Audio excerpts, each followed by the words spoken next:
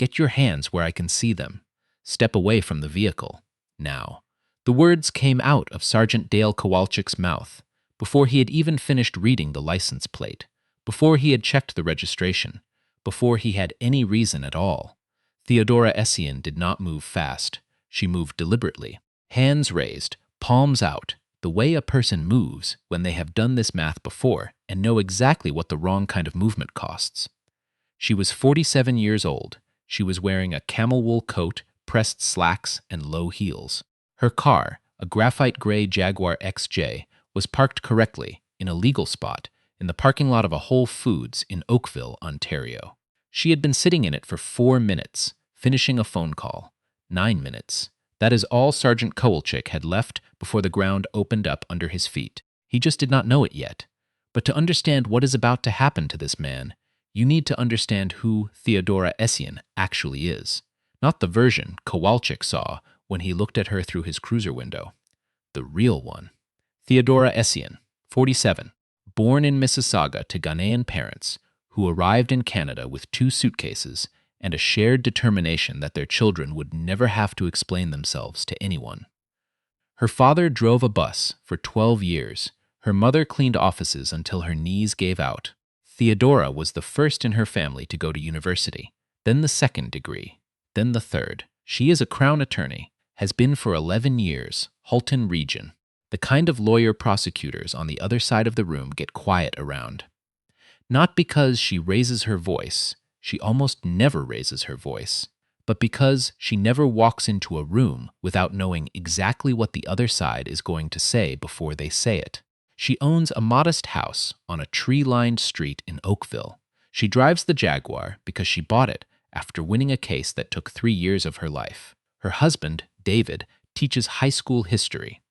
They have 2 kids. Their oldest just started at McMaster. The youngest still needs rides to hockey practice on Thursday mornings.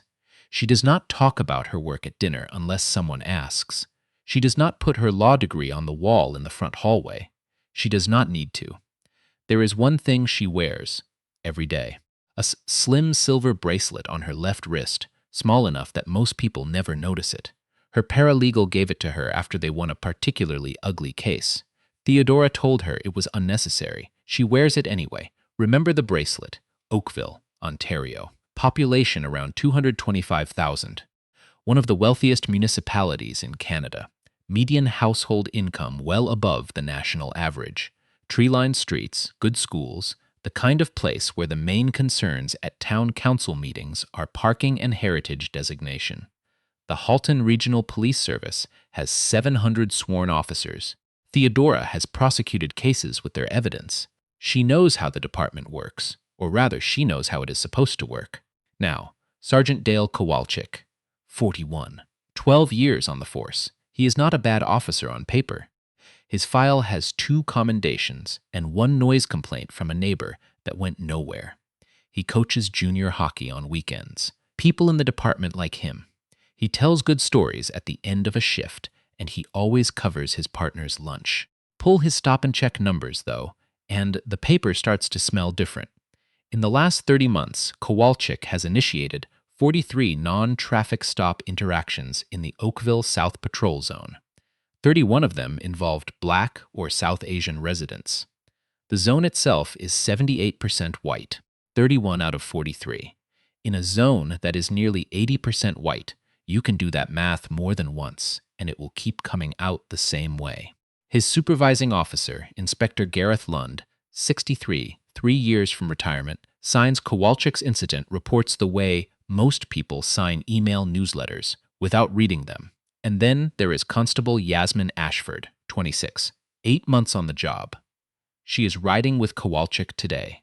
The only thing anyone has told her about riding with Kowalczyk is to back his read of a situation and not second guess in the field. She is still figuring out what that means. She is about to find out. Saturday afternoon. Theodora finishes her call, drops her phone into her bag, and reaches for the door handle. Before she gets there, a Halton Regional Police cruiser rolls to a stop 2 meters behind her Jaguar. No lights, no reason visible from the outside. Just a cruiser stopping where it did not need to stop. She watches in her rearview mirror. Kowalczyk gets out. Ashford follows.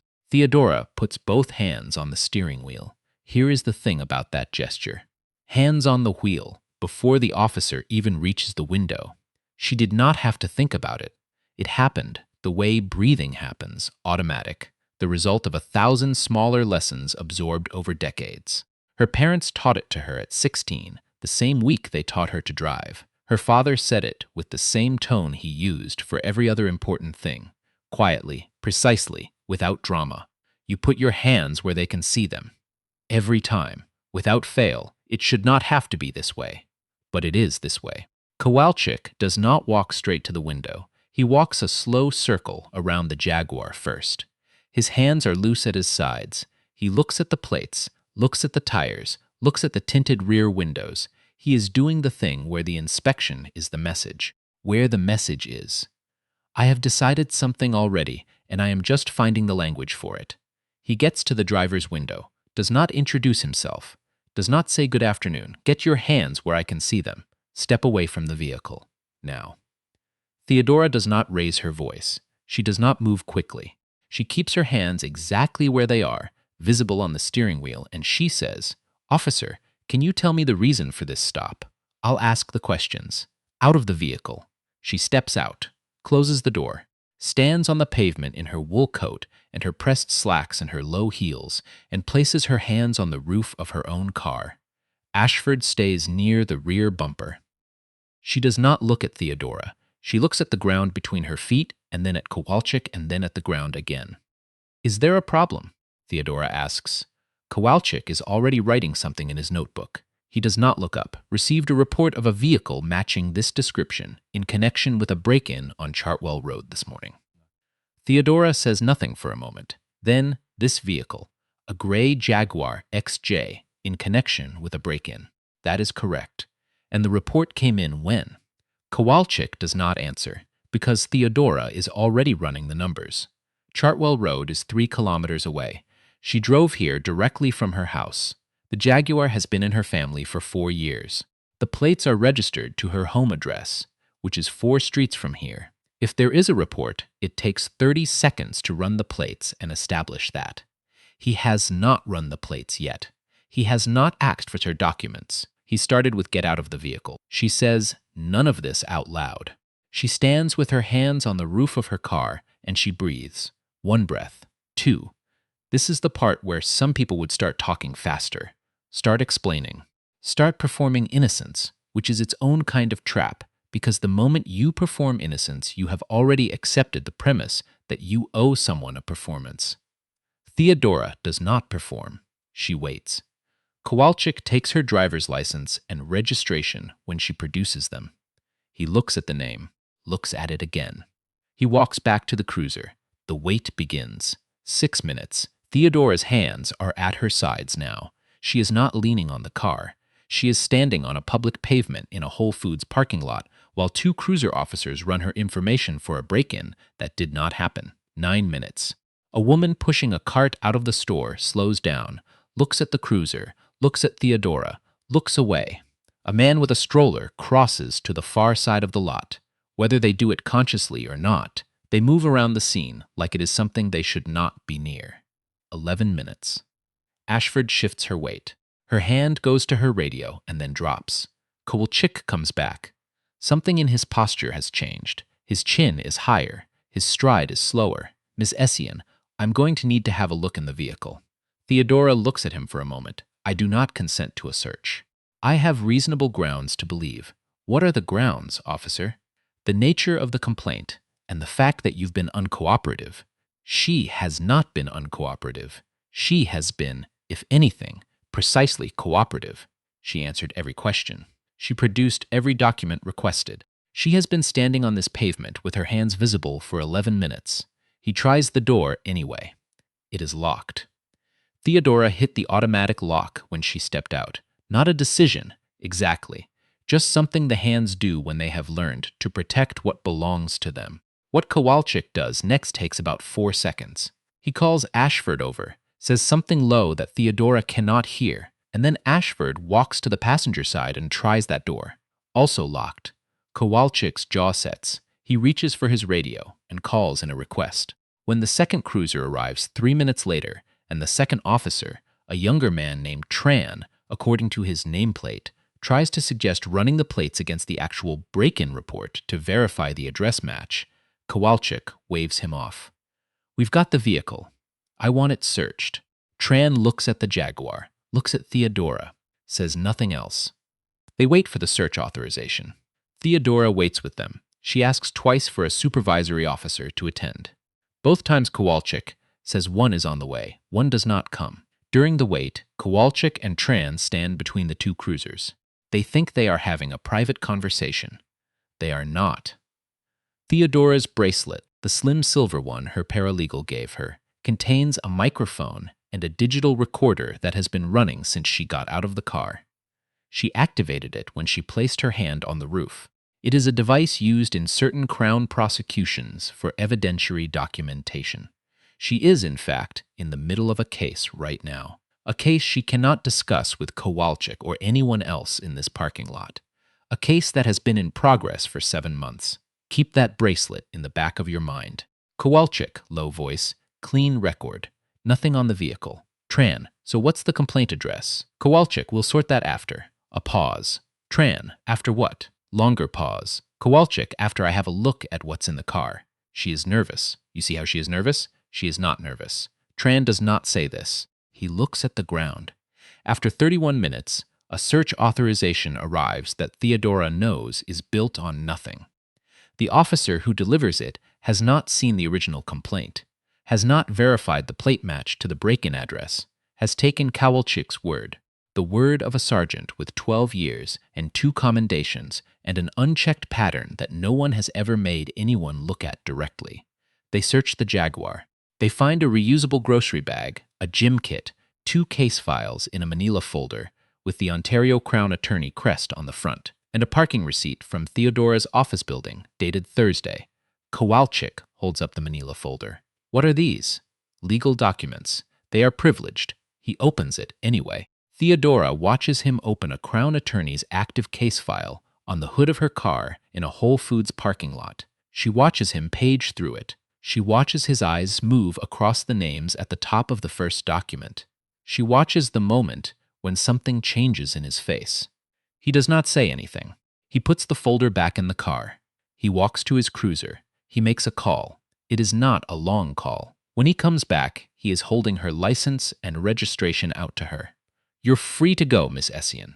Sorry for the inconvenience. That is the whole apology. Sorry for the inconvenience." 34 minutes of her Saturday afternoon, her documents searched, her vehicle gone through, her time consumed without cause or justification, and the exit line is sorry for the inconvenience. She takes her license. She does not say anything. She gets back into the Jaguar, starts the engine, and drives home at exactly the speed limit. David is in the kitchen when she gets home.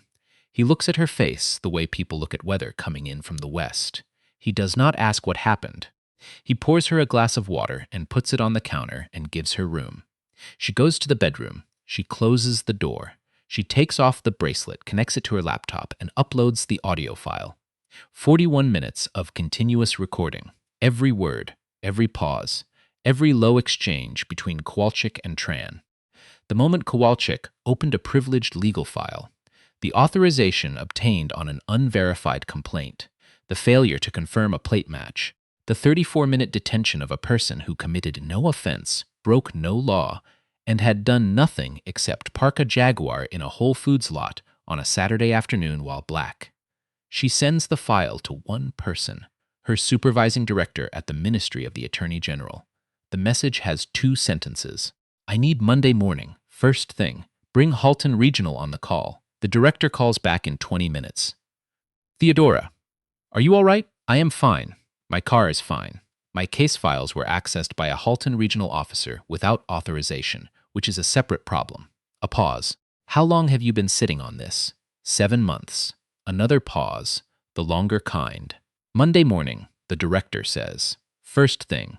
Theodora ends the call. She sits in the chair by the window for a while. Outside, her youngest is shooting pucks against the garage door in the fading Saturday light. The sound is steady, regular, the kind of ordinary sound that makes a house feel like a house. She watches him for a while. There are people who would ask why she did not identify herself immediately. Why she did not say, "I am a Crown attorney," the moment Kowalczyk walked up to her window. Why she did not produce her Crown ID along with her driver's license. And here is the answer, the real one, not the legal one. Because she should not have had to. Because a black woman sitting in a legal parking spot, in a car, registered in her name, finishing a phone call, doing nothing at all, that resembles cause for any kind of interaction with anyone, should not need a credential to be left alone. The credential does not change the underlying reality of what happened. It changes only the speed at which someone takes the action seriously. She knows this the way she knows most things, from evidence, from years of it. Monday morning, 8:47 a.m., Halton Regional, Police Headquarters, boardroom on the 3rd floor. Inspector Gareth Lund is there with a union rep and a communications officer. He is expecting, based on the call summary he received Friday evening, some kind of complaint about a parking lot interaction.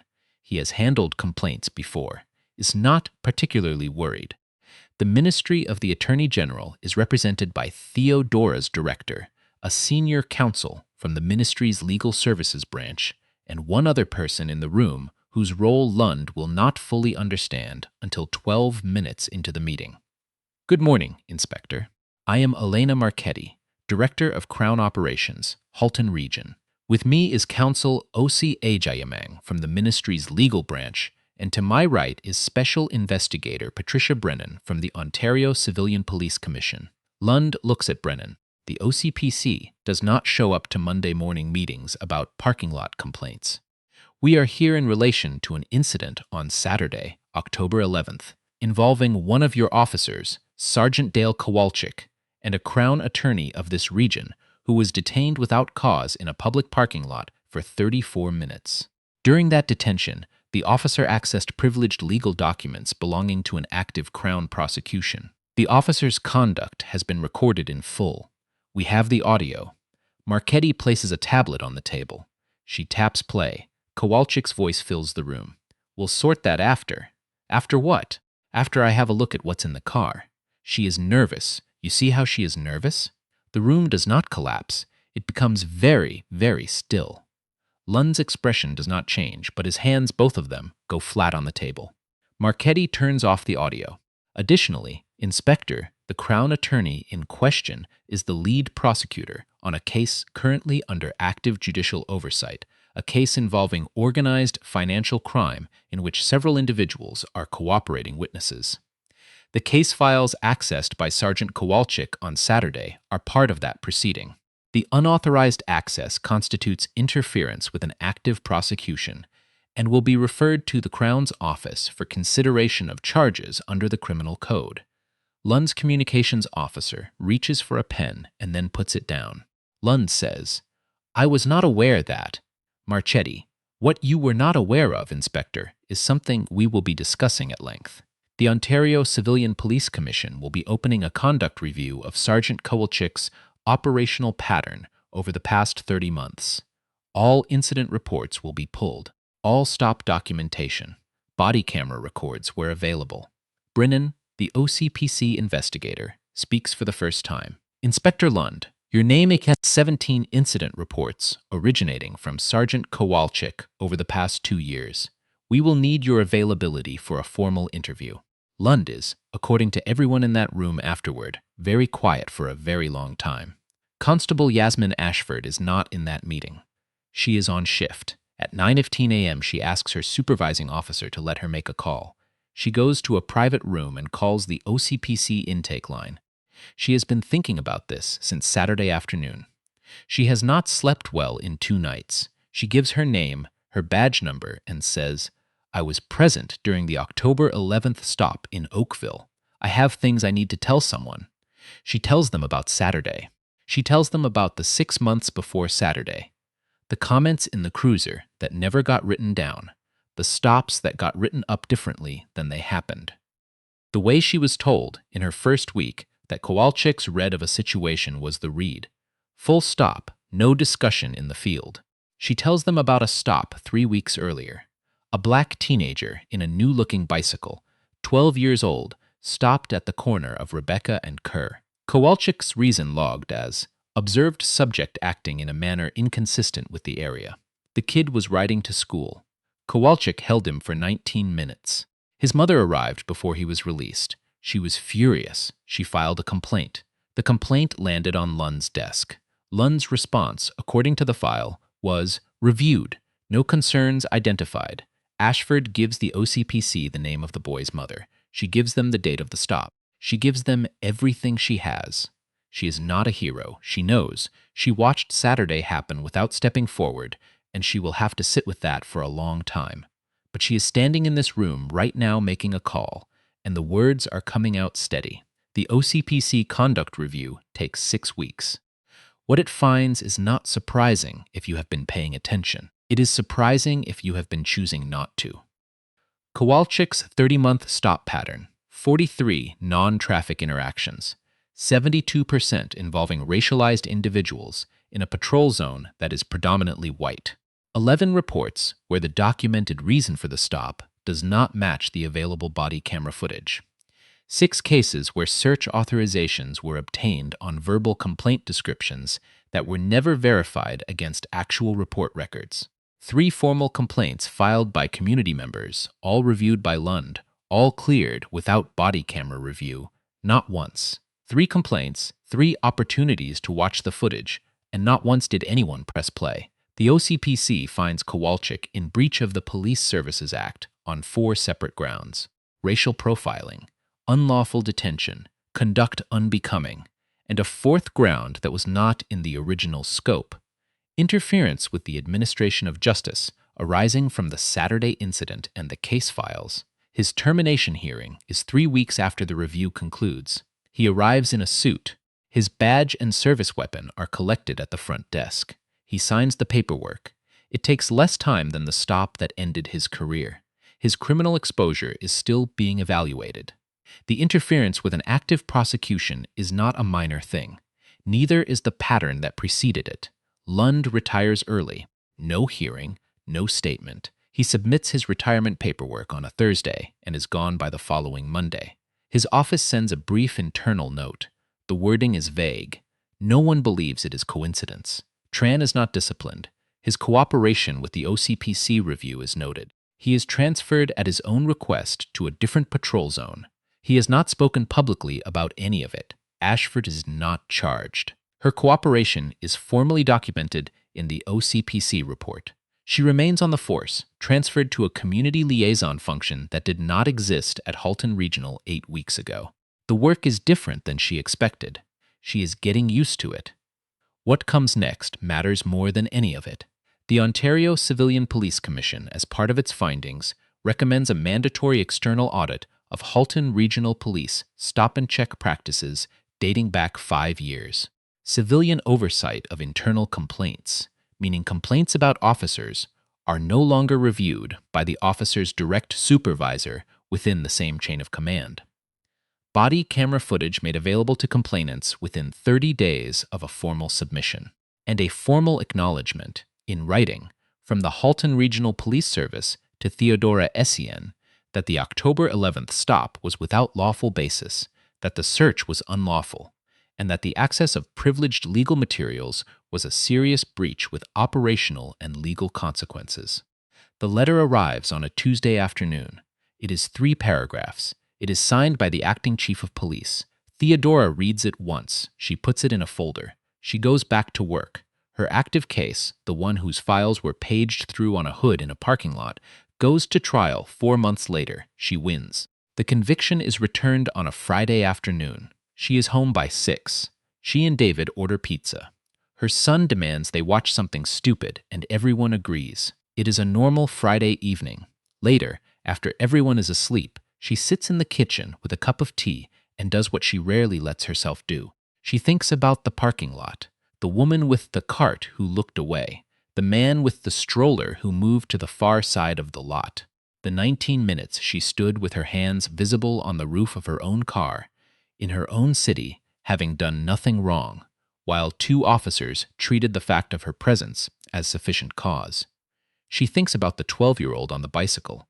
She does not know his name. She hopes someone told him what happened afterward. She hopes somebody made sure he heard it. She thinks about what it means that she had the bracelet, that she had 7 months of preparation, that she had a ministry director whose number she could text at 4 p.m. on a Saturday and get a callback in 20 minutes, that she had the language, the knowledge, the access, and the institutional standing to make Monday morning happen. And she thinks about all the people who had a parking lot and nothing else. The OCPC report, when it is published, runs to 89 pages. It is careful, precise, and exhaustive. Page 42 contains a line that does not get as much attention as it should. It reads, "The Commission notes that the harms documented in this review are not attributable to a single officer acting in isolation. They reflect a supervisory structure in which accountability mechanisms were systematically bypassed, complaints were resolved without review, and a documented pattern was permitted to continue because no one with authority chose to look at it directly." No one chose to look at it directly. That is the whole story right there. Not one bad officer. A system that worked exactly as it was designed to work, which is to say it worked to protect itself from the cost of looking clearly at what it was doing. Theodora Essien did not change that system. She forced it to look at itself. There is a difference, and she knows it, and she would be the first to say it. Change is slower than accountability. Change requires the looking to keep happening after the cameras are gone and the reports are filed and the parking lot is empty and ordinary again. It requires someone with a binder and a copier and the stubborn refusal to stop. It requires a 26-year-old making a phone call she is terrified to make.